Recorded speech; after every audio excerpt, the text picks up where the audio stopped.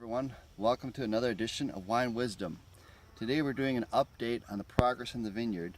The last time I was out here it was 2 weeks ago to the day, so that would have been June 9th. We are now June 23rd, and only 2 weeks has elapsed since the time we were out here.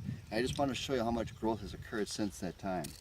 So this was the vine that we were at, and this is an example here. If we take this shoot from this vine that we were at, if we measure the growth, we are at 50 inches, so 4 feet of growth on this shoot this year. And I think last time I left you, we were at about 18 inches. So literally we've grown 2 feet in 2 weeks, so an inch a day. That's how much growth you can get on these shoot tips on warm days like today. So hopefully in about 2 more weeks, this canopy will be completely filled, and now we will have the energy source for the fruit that needs to ripen for the rest of the season.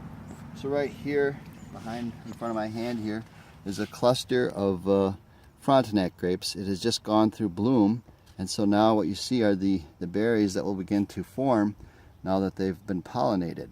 So that cluster will completely fill out over the next 2 months, and we'll get to a point called veraison where the grapes will really start to change color and ripen, and the acidity will drop.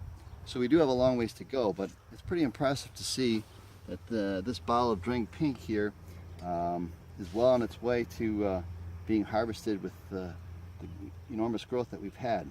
So I will check back with you in a few weeks and we'll see how far we are, and what will be interesting to see at that point is the change in the size of these clusters as they form, and then eventually we'll get to that long-awaited time of harvest. So we were last in the Frontenac, and I was showing you the status of Drink Pink's growing season, but I want to take you to a few other spots in the vineyard.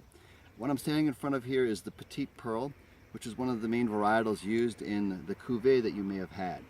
And I want to show you sort of the difference in the what occurs in the vineyard based on varietal and location.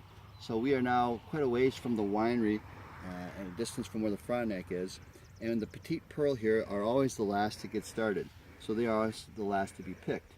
And the interesting thing about the Petite Pearl here is the shoot difference between that and the Frontenac. So for instance, if I measure this shoot here, we've got 16 inches of growth.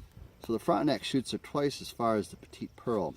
And the other interesting observation are the clusters. So it is just going through bloom right now.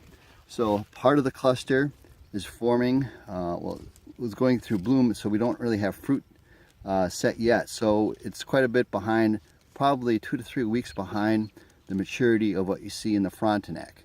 So I just thought it'd be interesting for you to see the source of our cuvee and the status of its growth at this point in the year. Third location in the vineyard today is with the St. Pepin. This is where the Glacier Fumé comes from. It is a blend of both the St. Pepin and the Louis Swenson.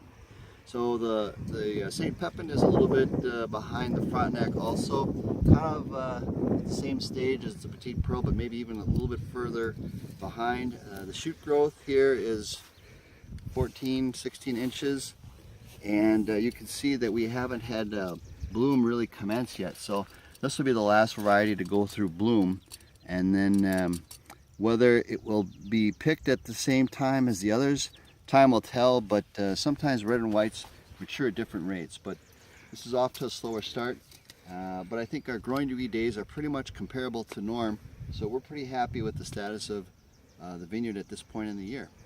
So I'll check back with you again in the future, and thank you very much.